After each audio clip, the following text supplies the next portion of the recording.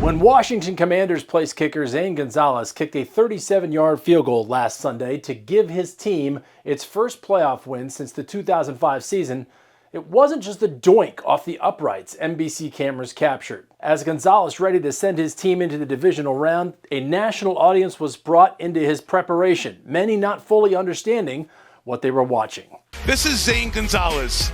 Not a time for a fashion malfunction. He's working on his shoe. He's working on his sock. He's getting it right.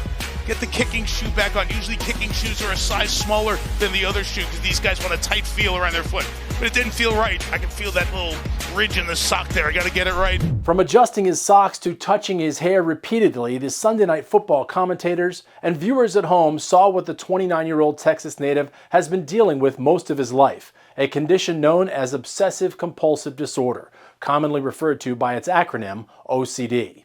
Though Gonzalez has been shown on camera before when going through this pre-kick routine, playing in an NFL postseason game, more eyes were on him than ever before, giving a platform for a condition that affects millions of people across the country. The Mayo Clinic describes OCD as a disorder that features a pattern of unwanted thoughts and fears known as obsessions.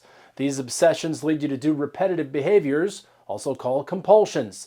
These obsessions and compulsions get in the way of daily activities and cause a lot of distress. About 1 in 40 U.S. adults has OCD or will develop it at some point in their lives.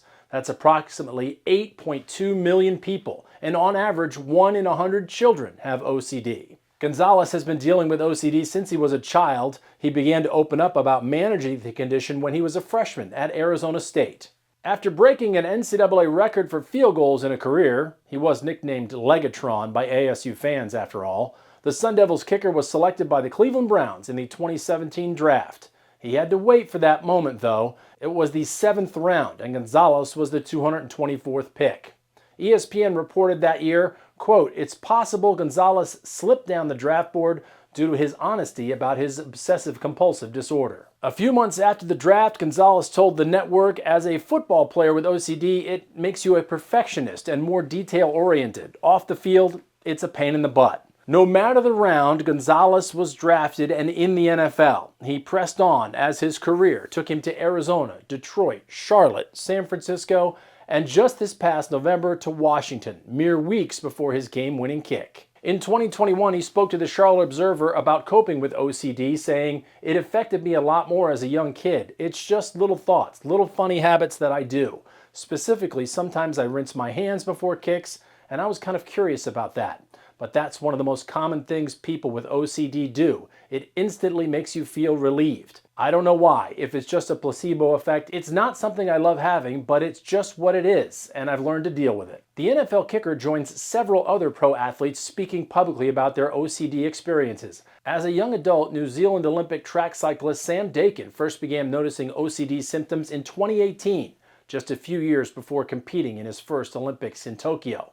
Shortly after returning home from the Games, he spoke to the Mental Health Foundation of New Zealand about his OCD struggles. "I was 22 years old and then woke up one day and just boom, there's just one thought on repeat. It started for an hour a day and then eventually got worse and worse.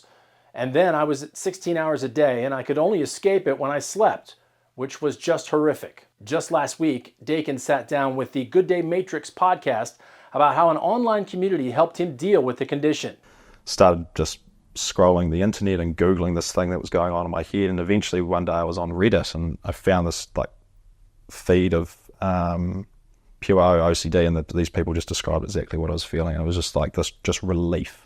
I was like, I'm not alone. Yeah. Other people have gone through this. It's actually relatively normal, but not many people have talked about it. So for me, once I found that, which was the day before I left for my first World Championships in Berlin. Wow. Like Gonzalez, Dakin says he's not shy about speaking about OCD and hopes his words can help someone else going through it. I was just like, man, this can help so many people, and I feel comfortable to talk about it. And if I can talk about it more, then it'll help others. And it's just kind of grown from there, really, and have tried to do it in a way that's really me and really organic and not shoving it down people's faces. Millie Farrow, a UK pro soccer player currently playing with Sydney FC, also knows what it's like to battle OCD while living out your childhood dreams.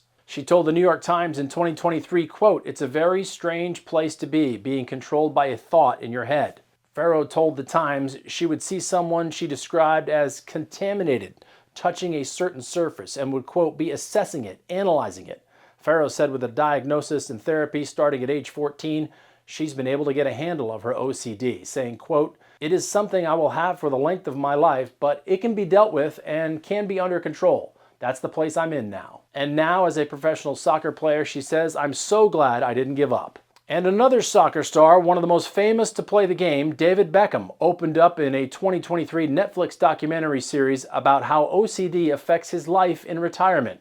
Choosing humor to discuss his symptoms, he went into detail while promoting the series on Jimmy Kimmel Live. I'm a little bit OCD.